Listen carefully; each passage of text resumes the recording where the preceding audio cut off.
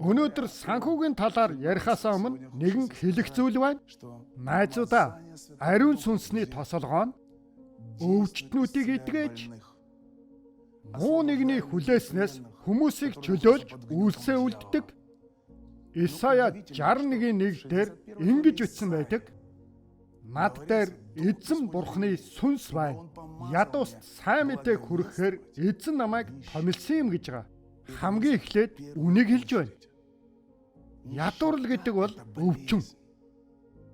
Ядуурл бол муу нэгний тарьсан өвчин. Бурхан бол ядууруулагч биш. Хинч ядуу байхыг хүсэхгүй. Хэн нэг нь хоосорлыг хамгаалах юм бол тэр түүнийхээ эзэн болно. Та өөрийн амьдралдаа юуг зөвшөөрнө, тэр нь бий болж, юуг үл зөвшөөрнө, тэр нь үгүйсгэгдэнэ. Библийн бичээсийн дагуу бол ариунууд ядуурл зовлон туулж өнгөрч байсан гэснээс биш, хоосрол ядуурл нь сайн юмаа гэж хизээж өгүүлдэггүй. Библиэд ядуурл бол туулж байгаа зовлонгийн нэг хэсэг л гэсэн болохоос биш. Тиймээс тосолгоо бол бидэнд цэцгэлэлтийг авчирч байдаг. Тиймээс хүн болгоны мэдэх ёстой нэг зүйл бол Бурхан таныг цэцгэлэхийг л хүсэж байгаа. Харин бид санхүүгийн цэцгэлэлтийн зарчмуудыг мэдэж байх хэрэгтэй. Эдгээр зарчмуудаас миний амьдралд хэрэгжигдсэн нэгэн зарчмыг би та нарт яг одоо тайлбарлаж өгье. Би 11-т маш үнэнч байсан. Тэр бол ариун зүйл гэдгийг би мэддэг. Би 11-д ч үнэнч байсан. Одоогийн түншлэгчд гэж нэрлэж байгаа өргөлдөөч мөн үнэнч байсан. Би амьдралынхаа нэгэн агшинд үнэхээр тэр золиосын өргөл дээр Бурханы шагнал хариулт байдгийн болов гэдгийг үзмээр санагдсан. Миний тэр золиос өргөл дээр Бурхан өөрийн үржил шагналыг гадна хамгийн гол нь яг тэр өргөл дээр Бурхан өөрөө ирдэг юм уу юу гэдгийг л хармаар санагдсан. Тэр түүн дээр ирж гин үү? Үнэн хэрэг дээрээ түүнд тийм чухал байна уу? Яг үнэн хэрэг дээрээ тэр намайг Тэнгэрээс өөрөө хангаж чадж гин үгүй юу гэдгийг л үзмээр санагдсан. Миний амьдралын нэгэн үе, миний амьдрал хямралын хамгийн доод зэгтээ тулсан үе. Нэг өдөр би машин дотроо сууж байх үедээ бодсон. Гүй Бурхан ер нь мөнгө өгдөг юм уу? Тэгээд би Бурхан ер нь мөнгө өгдөг юм байна л гэсэн сүүлийн дүгнэлтэнд хүрсэн. Ер нь бол мэдсэн, сурсан, альва зүйлд хүрч чадсан хүн л олдгийм байна гэж бодсон. Магадгүй өвлөгдсөн хөрөнгөтэй ч байж болох юм. Харин над шиг ядуу хоосон өнчин өрөөсөн гэр бүлд төрж ганц ээж нь хоёр ээлжин ажилд зүтгэсэн байсан ийм хүнд санхүүгийн цэцгэлэлт хизээч байхгүй байна л гэж ойлгосон. Мань мэтэн цэцгэлэхгүй байна гэдгийг сайн ойлгосон. Тэгээд би тэр агшин харцаа дээш өргөөд маш дуулууртайгаар хүлээн зөвшөөрөөд танаас бол мөнгө санхүү ирэхгүй юм байна. Би ямар ч сургаал номлогчдын үгэнд итгэхээ байлаа. Мөнгийг олох чадвартай хүмүүст л олддог юм байна гэж ойлгосон. Яг энэ агшин Бурхан миний тэр бодлыг тастаж машиныг кабин дотор агаар нэг манан таал үйл манан буух шиг болсон. Ямар ч байсан нэг ерөвсөн л зүйл болсон. Тэгээд Бурхан надтай Левит номны 22-29-оор ярьсан. Та нар эзэнд талархлын тахилыг өргөхдөө та нарын өмнөөс энэ нь хүлээн авагдахгүй цар өрг. Ингээд надад илчлэгдсэн авагдахгүй цар. Авагдахгүй цар гэж байгаа. Яаж өргөх нь бичээгүй байгаа. Яаж өргөвөл хүлээн авагдахгүй байх юм бэ гэдгийг бичээгүй байгаа. Яг эндээс л Бурхан надад яаж өргөхийг зааж хэлсэн. Өөрөө золиослогдсон байхаар тэр өргөлийн учир та зовсон байхаар чамд шаналлыг төрүүлсэн байж Энэ нь мөнхөд дурсагдчихаар энэ өргөл золиос чинь чамд хязгаарч мартагдахааргүй гэж хэлсэн. Яг энэ агшнаас л эхлээд би яаж өргөхөө мэддэг болж Бурхны заасны дагуу өргөж эхэлсэн. Ингээл би бүх зүйлээ өргөж эхэлсэн. Миний хайртай хань Виктория Вит хоёр бүх зүйлээ өргөж эхэлсэн. Библийн лүгээ хараад өөр өргөх зүйл байхгүй биз дээ, үлдээгүй биз гэсэн ийм л асуултанд орж исэн. Энэ нь нэг биш удаа байсан. Бид өөрсдийн хувьд төсөөлж боломгүй тэр өргөлийн дүнг сануулхад тэр өргөлийг өргөх бүхий л арга чарга зориулалтуудаа гаргаж байгаа л олж өргөдөг байсан. Би олоод өргөдөг байсан. Харин зарим үед түүнийг олохын тулд зүдэрдэг л байсан. Энэ л өргөлүүд маань миний амьдралыг өөрчилсөн өргөлүүд байсан. Энэ л өргөлүүд дээр Бурхны гал бууж хүлээн авагдаж түүний таалалд нийцэж тэр ёроолүүдэд буулгасан. За эндээс харъя. Өргөлийг өргөхдөө авагдахгүй цаар гэж энд бичигдсэн байгаа. Өөрөөр хэлбэл тэр өргөлийг өргөж байхдаа чиний зүрх сэтгэл юуг мэдэрч юугаар дүүргэгдэж байгаа нь Бурханд чухал юм. Энэ нь өөрөөр хэлбэл өргөл чинь хүлээн авагдахгүй цаар. Нэг үгээр хэлэхэд таны өргөж байгаа санхүү магадгүй та бүх юмаа ч өргөсөн байж болно. Та өргөлөө хэрхэн авчирж байгаагаас чинь хамаарч яг энэ агшин чинь та биш өргөж байгаа өргөл чинь хүлээн авагдаж танд Бурхны тааллыг авчирна. Тэр өргөл бий болсон үйл явц амар биш. Тэр зүгээр л нэг юмыг нөгөөхдөр явуулчаад нааж байгаа юм биш. Хүний нүдээр харахад барьж аваачаад өгж гин үү? Тэр биш. Тэр тийм амар бишээ. Түүний бие бололт нь үнэхээр зовлон дотроос гарч ирдэг. Тэр өргөл чинь амьд байдгийг. Таны итгэсэн итгэлээс чинь төрж гарч ирсэн амьтаа байдгийг. Тиймээс Бурхан түүн дээр чинь ирж тэр чинь чамд Бурханы тааллыг авчирдаг. Энэ л Бурхан танд хандсан тодорхой харилцаа. Тань дээр агуу Бурхны таалал буух үед таны амьдрал бол жинхэнэ бодтоор үннээр үнцээрээ өөрчлөгдөнө. Миний хүсэж байсан зүйл бол Бурхан бодтоороо ирээл үннээр жинхэнэ өөрчлөлт хийхийг л харахыг хүсэж байсан. Би итгэхгүй л байсан. Гэхдээ Бурхан ингэж хий гэж хэлсэн. Миний хүсэж байсан зүйл бол амьдрал маань нэг жоохон дээшлэх юм уу? Нэг баг зэрэг шиг өөрчлөлт гарах ч юм уу? Өчүүхэн түлхэц гарахаар ч юм уу? Тийм зүйлийг би хүсээгүй. Миний хүсэл бол жинхэнэ Бурхан ирээл агуу зүйлийг л хийхийг хүсэн хүлээж байсан. Ингээд би Бурхныг хүлээхдээ Бурхны оршихуй над дээр болон миний амьдрал дээр ирж юр бусын зүйлээ үлдэхийг л хүсэж байгаагаа би мэдэж байсан. Тэр ирж миний амьдралд үйлдсэн. Үүний учир би Бурханд талархдаг. Миний амьдрал дээр араас нь үйлсүүдийг үлдэж өөрчлөлтүүдийг бий болгосон. Ингээд миний амьдрал урд өмнөхөөс огтоор болсон. Өргөл золиосоос өмнөх миний амьдрал бол амар гэхүү дээ. Ер нь бол миний хүсдэггүй зүйлүүд л миний амьдрал дээр тохиолддог байсан. Би хүсэж байгаа зүйлсүүдээ өөрийнхөө амьдрал дээр биш, бусдын амьдрал дээр л биелж байгааг хардаг байсан. Миний энэ газар дэлхий дээр хүсэж байсан зүйл бол эзний оршихуйд орж түүний илчиллүүдийг авч мөрөөдөл биелэгдэж амьдрахыг л хүсэж байсан. Миний хүсэл мөрөөдлүүдийн жагсаалтын хамгийн сүүлийнх нь мөнгөтэй байх ч байсан байж болох юм.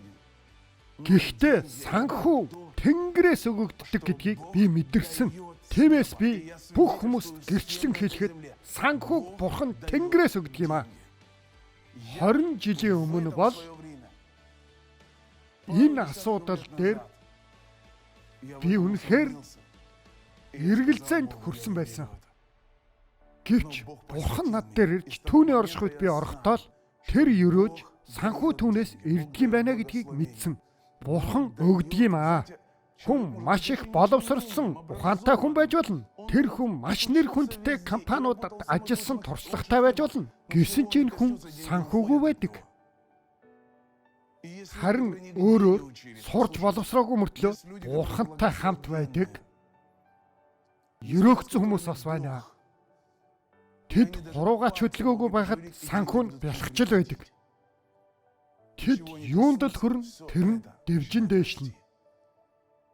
Бурханы ерөөлтөй түүний тааламжинд байна гэдэг бол энэ бол агуу аз жаргал байхгүй юу? Найзуудаа, би та нарыгаа өнөөдөр ерөөж байна. Та нартаа хэлэхэд та нарын маань амьдрал өөрчлөгдсөн байх ёстой. Мэдээж бид хоосрлыг хүсэхгүй. Мэдээж та нарын хүсэл мөрөөдөл бол өссөн дэвжиж хангалттай байхыг хүсэж байгаа. Зарим нь хангамж ирэхээр өргөн. Тэр хангамжийг би хүлээж байна. Ирэхээр нь өргөн гэдэг. Тэр тэгж ажилдгүй. Миний амьдралд өөрөөр байсан. Би өгүүл ганцаасаа уйлуу сохроосоо гэдэг шиг бололцоогүй байхдаа л өргөдөг байсан. Миний хувьд бол өөрт боломжгүй гэсэн зүйлүүднийг л хийж байсан. Өөртөө бага бүхнийг өгнө, өөрийгөө хоосруулна. Би өргөлийн цаг хугацааг бүр хүлээдэг байсан. Өргөлөө өргөхдөө аз жаргалаар бэлхдэг байсан. Би Бурханд өгж байгаа гэдгээрээ бүр баяр хөөрөөр дүүрдэг. Учир нь би түүнд итгэж хүлээдэг байсан. Таныг ч мөн тэгж итгэж хүлээгээсэй гэж бодож байна. Яг ингэж хийх үедээ л Бурхан таныг хангамжаараа нийлүүлдэг. Тэгээд та тэр хангамжаасаа Бурханд зориулдаг болдог. Эзэн таныг ерөөж, таны хангамжийг хэд дахин нэмэгдүүлж, тэр чамайг дэмжиж, санхүүгээ чинь өргөж, тэр санхүүгийн сэтгэлтийг бий болгож чамайг дэмжих болно. Халелуя. Таны гарын чинь үлс бүгд дэмжигдэх болно. Та нарыгаа ерөөж байна. Эзэн Бурхан хүн бүрийг санхүүгийн үйлчлэгчээр дуудаж байгааг би мэдэж байна.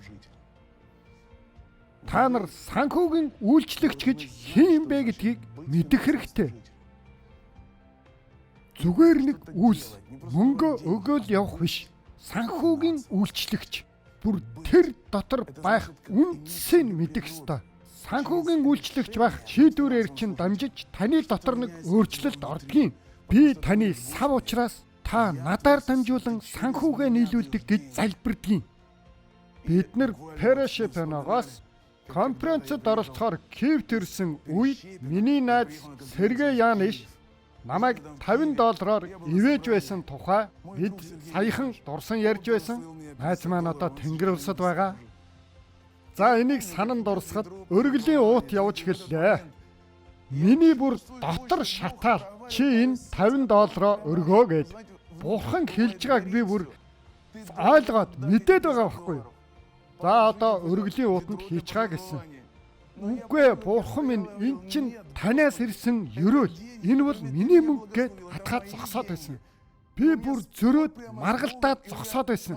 Бурхан миний бүр оюун ухаан дотор айгүй тодорхойгоор маш тодорхойгоор наад мөнгөө өргөө чамаар дамжуулан энэ чуулганд би өгч байна гэсэн.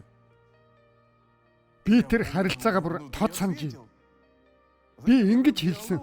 Энэ чуулган чинь баян чуулган. Миний энэ мөнгө хэрэггүй гэсэн. Өгмөөргүй байна. Манай чуулган ядуу. Би өөрийнхөө чуулганд өгчий. Энд л өрөхгүй бол хаашаа ч өгөхөд бэлэн болцсон. Үнэндээ бол би тэрүүгээр жээс авах гэсэн. Ингээд Бурхан юу гэж хэлсэн гэж? Энэ бол чиний хэрэг биш. Чамаар дамжуулан энэ чуулганд өгөхийг хүсэж байна гэсэн. Энэ баян чуулганд миний энэ огт нөлөөгүй штэ гэж маргалдчихэтэл нөгөө өргөлийн уут миний урдуур хүрээд ирсэн. Яг ингэнгүүт нь би шууд нүдээ анаад гараа өргөөл Бурхан минь би энийг өгөхгүй л гэсэн. За өргөлийн уутныг яваад өнгөрлөө. За цугларал дууслаа. Миний дотор шатсаар л байгаа. Би зүгээр болчихно л гэж бодсон юм. Өргөлийн уут өнгөрөөл зүгээр болчихно гэж бодсон. Харин ч бүр илүү шатаад миний зүрхэнд чи юу хийчихв? Чамаар дамжуулаад өргүүлэх гэсэн мөнгийг яагаад өгсөнгүй гэд яриад эхэлсэн. Надад үлддэггүй. Юу ч үлдээхгүй. Бүгдийг нь өргөх юм уу? Үлдэхгүй. Дамжуул. Тэгэл болоо. Арай л хатаа байсан. За 2 дахь цуглаан явагдаж исэн. За би бүр бурханд бууж өгөөд бурхан минь ээ тантай тэмцэлдэж байсныг минь уучлаарай. Би одоо өгөхөд бэлэн байна гэд. Өргөлийн уут ирэхийг хүлээгээл залбираа зогсож байсан. Гэтэл яасан гэж өргөл аваагүй. Яг тэр үйлчлэлээр өргөлийн цаг байхгүй юу? За ингээл миний оюун ухаан дээр чи өгөхгүй л тэглээ. Энд өргөл авсангүй. Одоо яах вэ тэгээд муу нэгнүүд ажиллаж эхэлж байгаа шүү. Чамд ямар буруу байсан? Өргөл авсангүй. Би харин дотоод сэтгэлдээ үгүй. Энэ намайг зогсоохгүй гэсэн. Би өөрийгөө зөвтгөхөд ариун сүнсний үйл ажиллагааг хаах бүрэн боломжтой байсан. Өөрөөр хэлбэл би ирээдүйн цэцгэлтэй хаах байсан. Тэгээд би яваад зогцуултын албаны нэг залуу зогсож байхаар би өргөлөө өгөх гэсэн юм аа. Хаана өгөх вэ гэсэн. Тэр би мэдэхгүй гэсэн. Тэгээд түүнтэй хамт өргөлийн уутыг хайж тэр надад олж өгөөд энд хийж байгаа гэсэн. Ингээд би өргөлөө өгсөний дараагаар миний дотор амар амгалангаар дүүрч би тэгээд явсан. За би хүн болгонд хандан хэлэхэд таны тэр өргөл өргөх үйл ажиллагаанд чинь хинч юу ч үтгий саад болог. Хүн бол хугарч болно. Бурхан бол харин үнэт шүү. Хүмүүс танаас урвж болно. Та сайныг хийж туслах боловч баярлалаа гэхийн оронд урдаач нь нулимж чадна. Тэдний төлөө боломжит бүх зүйлээ хийсэн байхад таны араас муу хэлж чадна. Бурхан бол тэхгүй. Энэ бол хүний үйлдэл. Бурхан бол хизээч чамаас нүүр буруулж чамайг орхихгүй. Чи түүний төлөө бүхнээ өргөж, түүний өмнө нээлттэй байж, бүх зүйлээ солиослон өргөсөн байхад Бурхан таныг хаяхгүй. За ингэхэд мөнгө гэдэг бол таны хандлагыг харуулж байдаг хэмжүүр юм. Мөнгөний харилцаа үүсэх үед баг хохгорч хүмүүсийн үнэн нүур илэрдэг. Мөнгөн дээр бурхантай харилцах харилцааны чинь үнэн нүрч мөн ил гардаг. Иймээс мөнгө санхүүгээ бүрнээр нь бурхны моторт өгж чадвал энэ нь бурхантай харилцах харилцааны чухал алхам. Амен. Би та нарыгаа өрөөж байна. Санхүүгийн түншлэгч болоорой. Мөн санхүүгээрээ үйлчлэгчд болоорой. Та нарыгаа өрөөж санхүүгийн үйлчлэгчд болж байгаа хүмүүсийн төлөө залбирая. Бурхан эцэг минь ээ, та өрөөгөөч Есүс Христийн нэрээр. Санхүүгийн үйлчлэгч хүн бүр дээр таны өрөөл буухалтугай шин түншлэгчд болон түншлэлээ ахиулж байгаа хүн бүр дээр Есүсийн нэрээр өрөөгдөх болтугай түншлэлийн хэмжээгээ өсгөөрэй. Есүсийн нэрээр эзэн бурхан минь өрөөгөөрэй. Тандаа талархлаа. Амен. Та нарыгаа өрөөж байна. Амен.